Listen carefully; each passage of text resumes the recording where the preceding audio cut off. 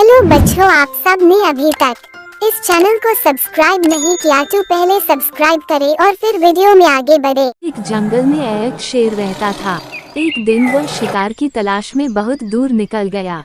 शाम हो चुकी थी, कोई शिकार हाथ नहीं लगा था। ऊपर से वह थक कर चूर हो चुका था। तभी उसे एक गुफा दिखाई दी। वह गुफा के अंदर चला गया। गुफा खाली थी। शेर ने सोचा अवश्य यहाँ रहने वाला जानवर बाहर गया है। रात होते होते वह गुफा में वापस जरूर आएगा। ऐसा करता हूँ, तब तक यहीं छुपकर बैठता हूँ। जब वह जानवर आएगा तो उसे मारकर खा जाऊंगा और अपनी भूख मिटाऊंगा। वह गुफा में एक कोने में छुपकर बैठ गया। वह गुफा एक लोमड़ी की थी।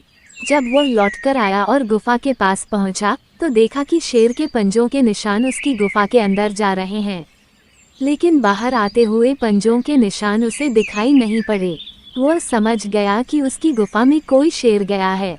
उसे ये भी संदेह था कि वह अब भी अंदर ही बैठा हुआ है। ये पता लगाने की शेर गुफा में बैठा है या नहीं, उसे एक युक्ति निकाली। गुफा के द्वार पर खड़ा होकर वह तेज आवाज में बोला, मित्र, मैं वापस आ गया हूँ। तुमने कहा था कि मेरे वापस आने पर तुम मेरा स्वागत करोगे, लेकिन तुम तो चुप हो। क्या बात है, तुम कुछ बोल क्यों नहीं रहे हो? जब लोमड़ी की आवाज शेर के कानों में पहुंची तो उसने सोचा कि ये गुफा अवश्य लोमड़ी के आने पर उसका स्वागत करते हुए कुछ कहती है। शायद मेरे यहाँ होने के कारण आज ये चुप है।